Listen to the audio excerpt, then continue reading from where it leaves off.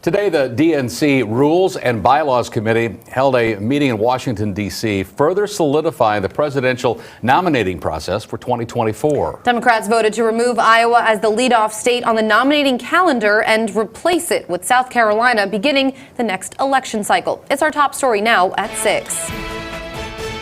We'll start with a voice vote. All those in favor of the motion, please say aye. Aye. Opposed, say nay. Nay.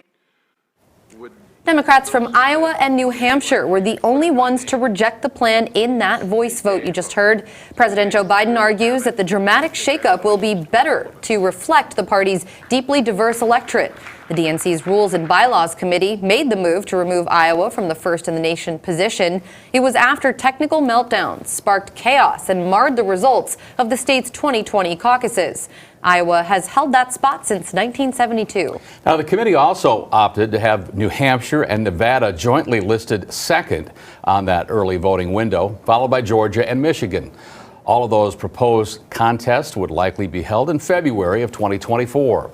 Scott Brennan, who represents Iowa on the National Committee, says the DNC turned its back on Iowa, and it sends a message that it's giving up on a large part of the nation.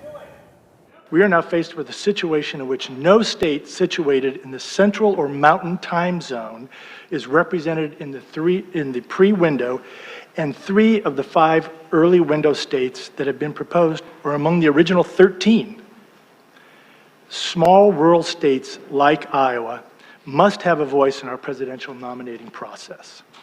Democrats cannot forget about entire groups of voters in the heart of the Midwest without doing significant damage to the party for a generation.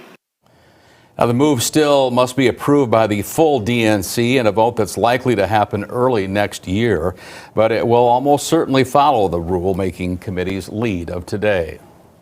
Ross Wilburn, the chair of the Iowa Democratic Party, released a statement saying in part, quote, "It's disappointing to see a characterization of caucuses that does not reflect the historic reforms that we proposed. The new Iowa caucuses will be a simplified vote-by-mail process that increases accessibility and grows our party," end quote. He also says in the statement, quote, "Our state law requires us to hold a caucus before the last Tuesday in February and before any other contest," end quote. Meanwhile, the Iowa GOP also put out a statement about the proposed calendar for the DNC, and it says in part, quote, "This as an unserious alternative from an unserious president.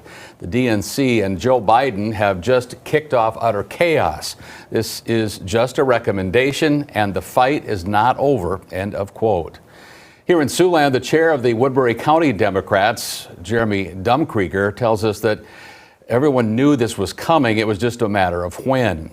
Dumkrieger adds that Iowa Democrats should push forward and ignore the DNC directive. And I will be pushing to go first.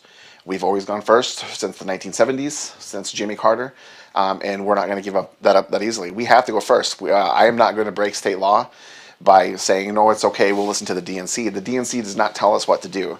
The DNC is a guide. We're a big club who elects presidents and senators and congressmen, everything in between.